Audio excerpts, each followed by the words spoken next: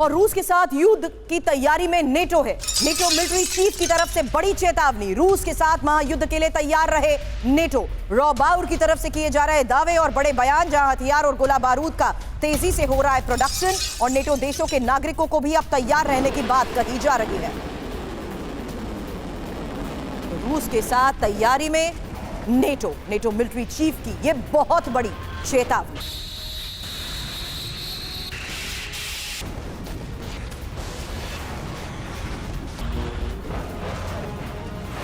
हथियारों की तेजी से हो रहे प्रोडक्शन को लेकर ये बड़े दावे किए जा रहे हैं। नेटो की इस तैयारी, नेटो देशों के नागरिकों को दी जा रही तैयार रहने की चेतावनी, क्या मतलब है इसका, इस बारे में करूंगी चर्चा। लेकिन इस बीच तीन बड़ी खबरें एक साथ आपके सामने, जहां हुती के कमांड सेंटर पर हुए हमले की तस्वीर हमने आपको दिखाई, वहीं गाजा से लेबनान की तरफ हो रही इजरायली सेना की मूवमेंट के तहत बड़े दावे वॉशिंगटन पोस्ट की तरफ से भी किए गए हैं। और महत्वपूर्ण यह है कि अब रॉब बाउर महायुद्ध के लिए तैयार रहे नेटो, और हथियार और गोला बारूद का जिस तरीके से हो रहा है तेजी से प्रोडक्शन, उसका हवाला देते हुए बड़ी बात कह रहे हैं जीडी बख्शी सर। सबसे पहले नेटो की तैयारी और हथियार और गोला बारूद की प्रोडक्शन को देखते हुए ये वॉर जोन के हालात में एक बड़ी मैसेजिंग तो होती है, लेकिन आज के इस बयान को आप कैसे देखते हैं, जहां नेटो देशों के नागरिकों को भी तैयार रहने की बात कही जा रही है? देखिए, वो जो यूक्रेन की युद्ध में हालत बहुत पतली हो गई है, यूक्रेन का मनोबल बढ़ाने के लिए ऋषि सुनाक, प्राइम मिनिस्टर ऋषि सुनाक कीव में फ्लाइंग किया था कुछ दिन पहले उन्होंने, और आश्वासन दिया कि हम आपको नहीं छोड़ेंगे। लेकिन जमीन पर संकेत कुछ और हैं। ये जो 90,000 ट्रूप्स की नेटो एक्सरसाइज है, ये एक ज्यादातर सांकेतिक कोअर्सिव डिप्लॉयमेंट है। मैं नहीं समझता वो युद्ध करेंगे रूस के साथ, क्योंकि उसका सीधा मतलब परमाणु युद्ध पे जाना। एटॉमिक वॉर अभी कोई रिस्क करने के लिए तैयार नहीं। इसका मतलब कि ये जो है कोअर्सिव डिप्लॉयमेंट की एक्सरसाइज है। ये रूस को चेतावनी देने की कोशिश है कि आगे मत बढ़ो और एक बड़ा हमला जो है यूक्रेन में ना करे रूस, इसलिए उसको थोड़ा सा झिझक पैदा करने के लिए है। The fact of the matter is कि अब अमेरिका भी रूस से तेल खरीदना शुरू कर दिया है। ये डील सामने आई है। अमेरिका अब पिवट टू एशिया कर रहा है। उसको चीन की तरफ, चीन का खतरा लग रहा है कि वो ताइवान पे हमला कर देगा। वो यहां से अपना पिंड छुड़ाना चाहता है। यूरोप को कह रहा है कि आप मोर्चा संभालो। अमेरिका अब पिवट करेगा चीन की तरफ, एशिया की तरफ। ये लॉजिकल है, ये स्ट्रेटेजिक व्यू पॉइंट से ये बहुत अहम एक शिफ्ट हो रहा है। यूक्रेन की लड़ाई तकरीबन खत्म हो चुकी है।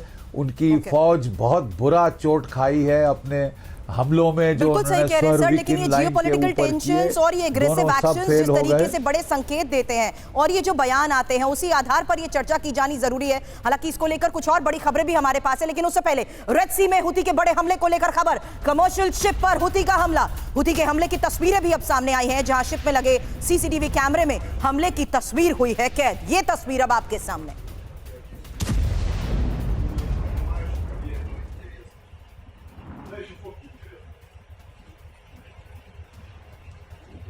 शिप में लगे सीसीटीवी कैमरे के जरिए हमले की ये तस्वीरें आपके सामने रख रहे हैं, जहां देखिए किस तरीके से हुती के हमले की तस्वीर सामने आई। कमर्शियल शिप पर हुती का ये हमला। एक और बड़ी खबर इस बीच, जहां देखिए किस तरीके से अमेरिकी शिप पर हुती का हमला हुआ। कैम रेंजर पर हुती के मिसाइल अटैक को लेकर यह बड़ी खबर है। सेंटकॉम के अधिकारियों ने हमले की पुष्टि भी की है। मिसाइल हमले में शिप के एक हिस्से को नुकसान पहुंचा है।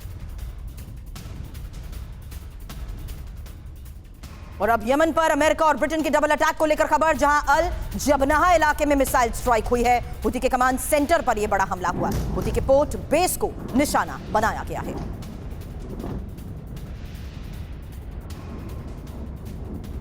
हुती के हमले पर अमेरिका के पलटवार को लेकर एक और सबसे बड़ी खबर आई है, जहां हुती की 3 एंटी शिप मिसाइलें ध्वस्त कर दी गई हैं। आपको बता दें, यूएस सेंट्रल कमांड फोर्स ने यह दावा किया है। यमन में हुती के मिसाइल सेंटर को नष्ट कर दिया गया है। अमेरिकी फोर्स ने 3 जगहों पर इस हमले को अंजाम दिया। तो लगातार हुथी पर भी हमलों को अंजाम अमेरिकी फोर्स की तरफ से दिया जा रहा है, जहां यूएस सेंट्रल कमांड फोर्स ने बड़ा दावा किया है यमन में हुथी के मिसाइल सेंटर को नष्ट करने का।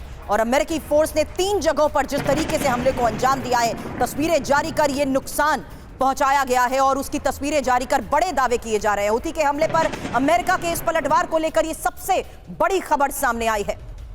हुथी के ठिकानों पर यूएस शिप का हमला, और बड़ी खबर यह आई है कि कैसे अब हुथी और अमेरिका की ये ऑल आउट वॉर जारी है, जहां US central command force Houthi पर बड़े हमलों को अंजाम दे रहा है। और यमन में हुथी की 3 एंटी शिप मिसाइलों को ध्वस्त करने का दावा किया गया है। 24 घंटे में हुथी के 17 मिसाइलों को तबाह करने का दावा किया गया है। और यमन में हुथी का मिसाइल सेंटर तबाह करने का यह दावा, जहां पिछले 10 दिनों से हुथी के ठिकानों पर हमलों को अंजाम दिया जा रहा है। अब हुथी के खिलाफ ग्रीस के मिशन पर संकट। एक और सबसे बड़ी खबर, 17 ग्रीस नौसैनिकों ने हाइड्रा फ्रिगेट का साथ छोड़ दिया है।